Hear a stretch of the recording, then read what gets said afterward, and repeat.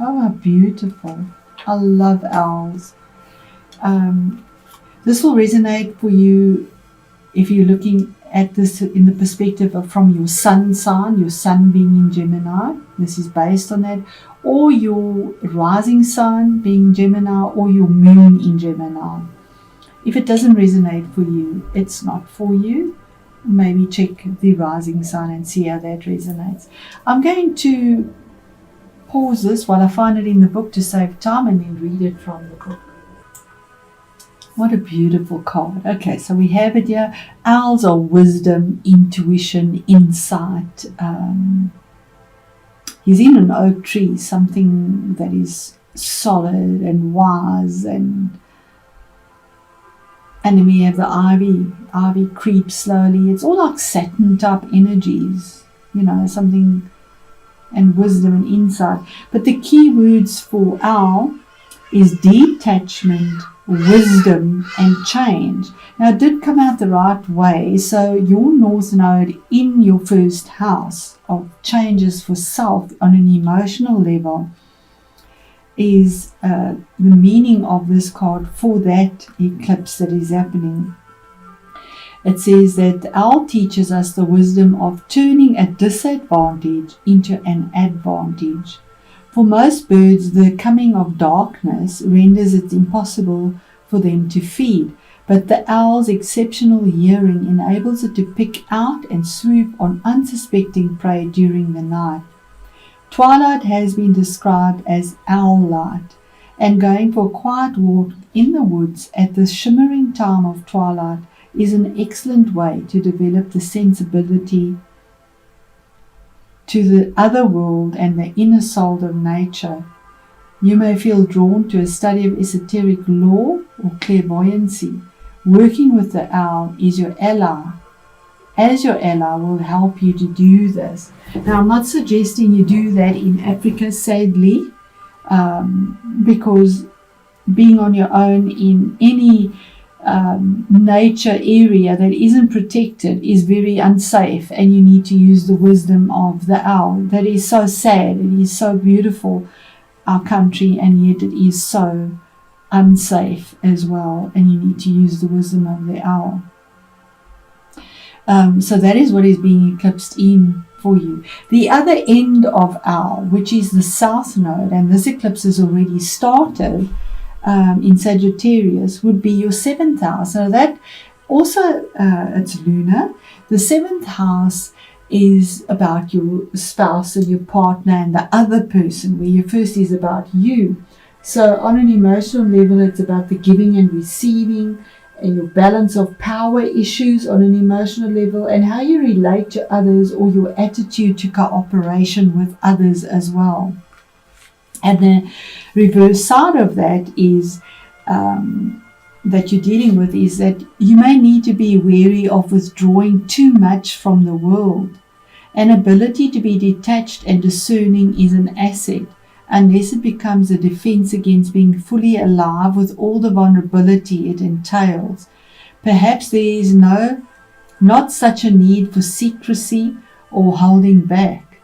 The owl can signal a time of change, of initiation, and of new beginnings.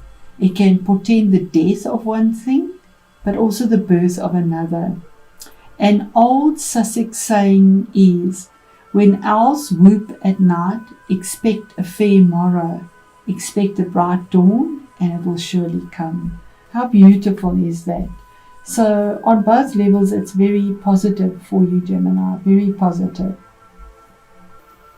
Okay, Gemini, so we start off with justice, and this could be dealing with the legal situation. Remember, it's a general reading, so put it in the situation you find yourself in.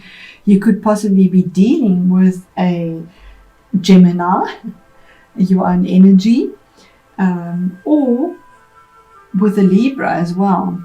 So the justice card is about karmic justice, about dealing with legalities, but there's some form of unbiased choice in this month that comes through, and in some form of fair justice that brings about balance, equality, in a very pure way.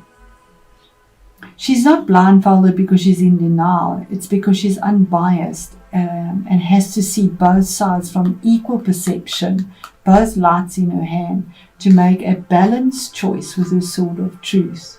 And this justice comes through. I do feel maybe by the 11th of the month, that's a possibility that there's some significant change that comes through of November, or dealing with authority, maybe around money and opportunity for money, investment, property, being really wise about something. Pentacles is earthiness. It's something of value, something of durability, but there's an opportunity here of investment in a workplace, a career, security, a home, a relationship, in your health, possibly investing with something that is real.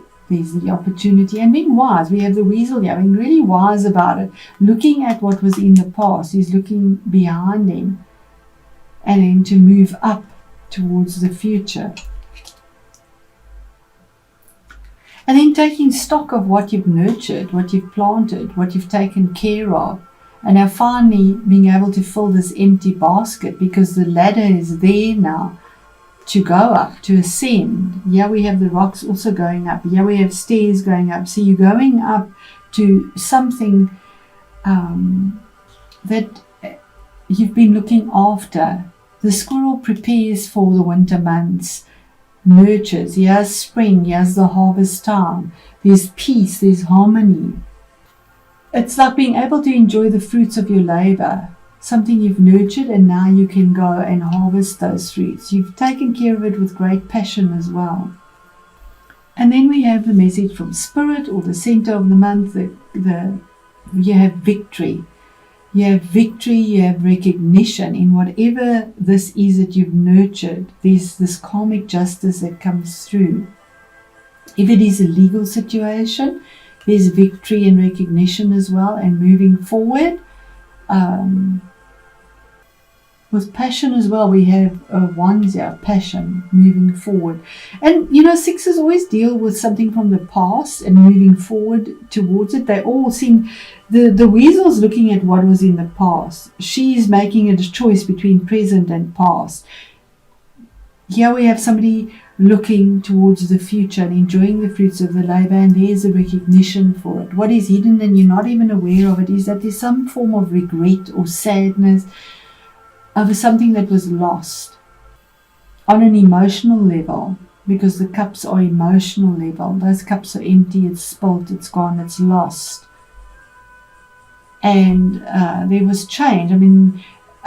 These swifts or swallows migrate. So there was a migration of something that brought about regret, and you're not even aware of it, or sadness, or you have guilt about something that was lost or spilt, or something that you feel there's a sense of loss for, and forgetting to look at what you had turned your back on, what was kindred.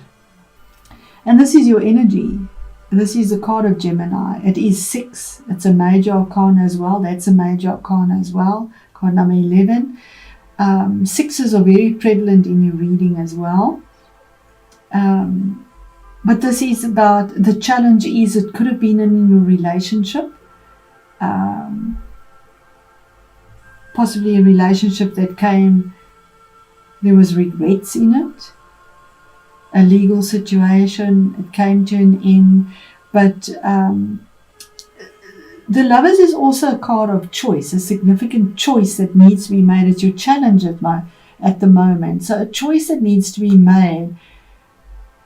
But in this deck, we almost see he's holding her one hand there. So it's almost a choice that is made with a lot of strength, or has to be made somehow. We do have the 2 dolphins.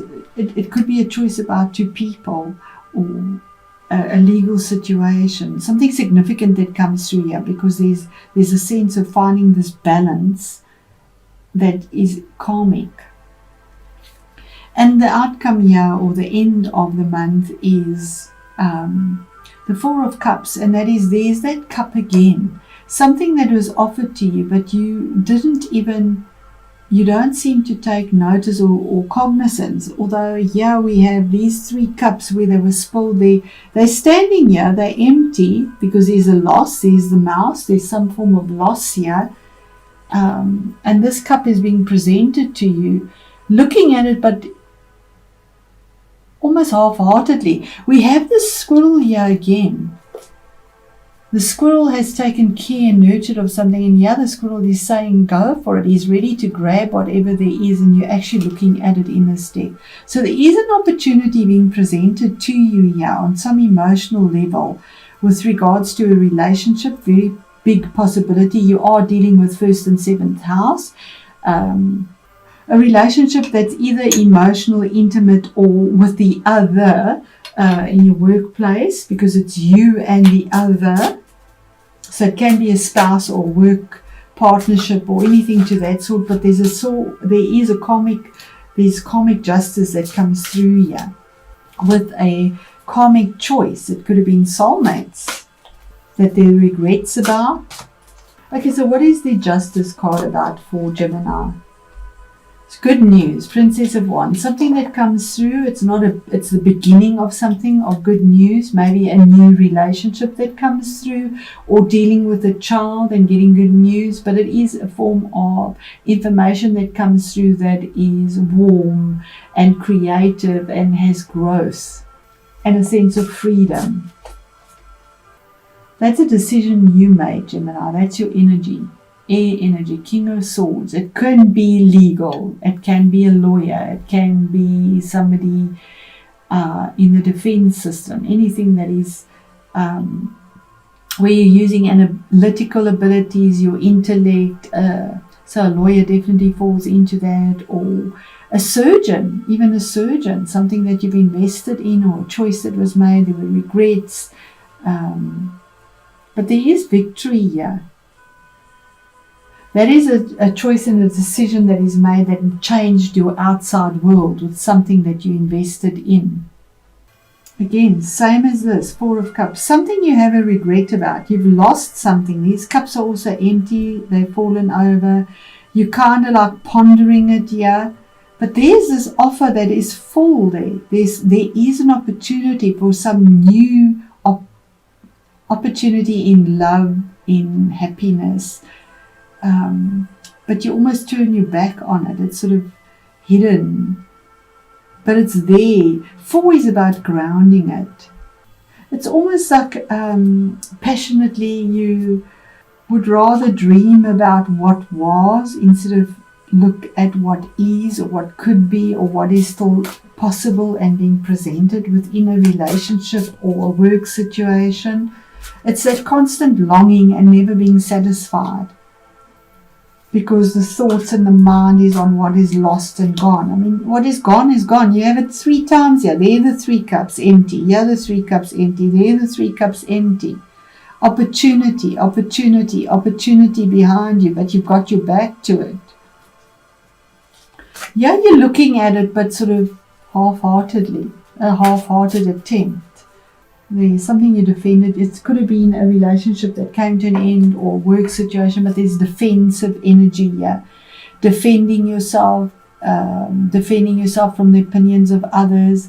The 7 of Wands is you turn your back on something and you face the front of it. You face the insights or the onslaught of opinions from others. You're on higher ground. You draw a boundary line, and he's actually defending this in quite a strong way. He's got his 1 foot on the wall already, the boundary, and he's picking up the other one to say, I'm on higher ground. You're not getting past this point. That's what it is. So it could have been something to do with a legal situation that has finally come through to an end, a closure. There is regrets, there is some sort of loss that you keep focusing on.